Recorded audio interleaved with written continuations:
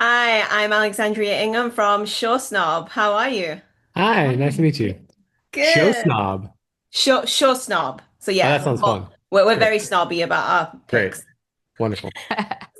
Let's jump in because I love the Copenhagen Test. I've seen the first two episodes now, and what what was it like creating this? Like where did the inspirations come from, Yeah. and how long did it take?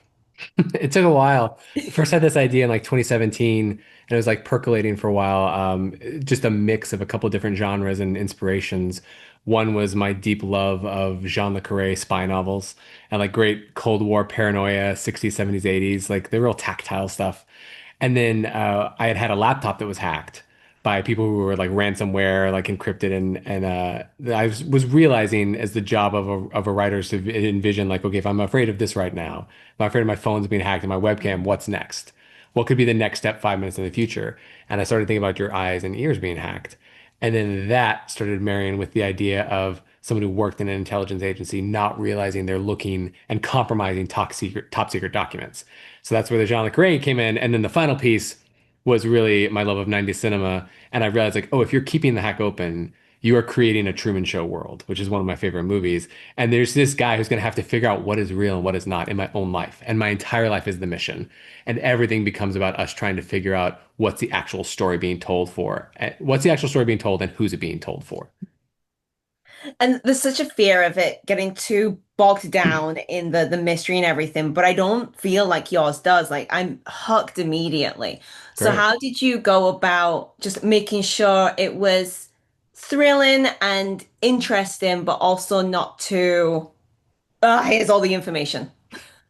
We really looked at the show as this puzzle box, but in doing so, we wanted to not just exhilarate the audience, but also not exhaust them at the same time. So there's a push and pull of making sure that if we had scenes that were paranoia filled or thrilling, like what you were just describing, that we would also follow it up with a scene that was calmer, that would allow the audience to breathe. And, before we threw them into the spiral again.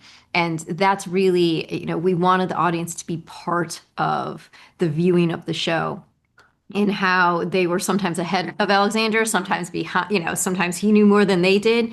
But a lot of times most of the time they're with him and in figuring out who to trust and who's lying and who's telling the truth and who's actually helping him or using him. Yeah, and there's a lot of intricate, thought-provoking parts of the show. But one of the things we talked about a lot is like in ER or The Bear, some of these characters who have the specialized knowledge will speak really quickly. And I'm like, I don't know what they're talking about, but I know what they're saying, right? I know what they want. And that was the big thing for us is following the characters and what they want. And how do they feel about what's happening to them? And if you can lock onto that, then you can get through a lot of mystery and still hold on to what the show is actually about and what the story is.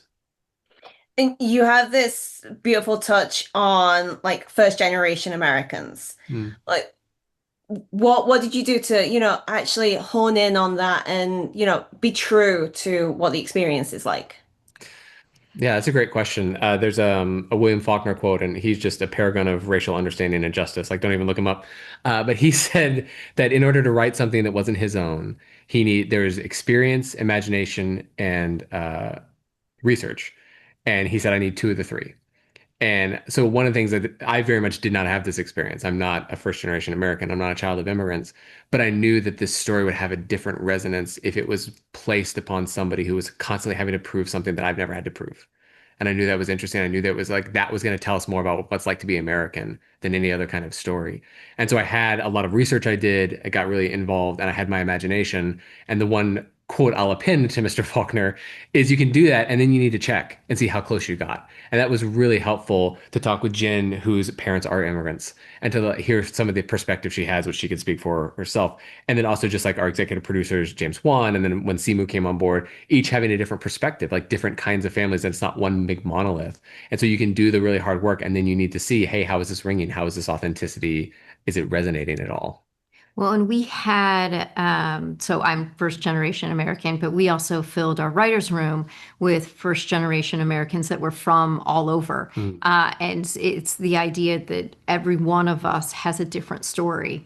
But a lot of times, for people that don't look like truly like an American. It doesn't matter how much success you can have, or that you were born and raised here. There are many times that you're still asked, what is your country of origin, as if you don't belong.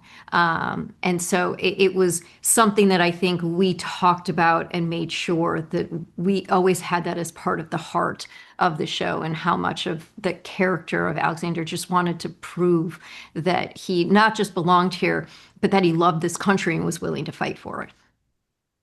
That is all the time I've got, but thank you. I am hoping for a Thank second you. season already, just Us two too. episodes too. in. Thank Thank you. you. Lovely to Good to meet meet you. you.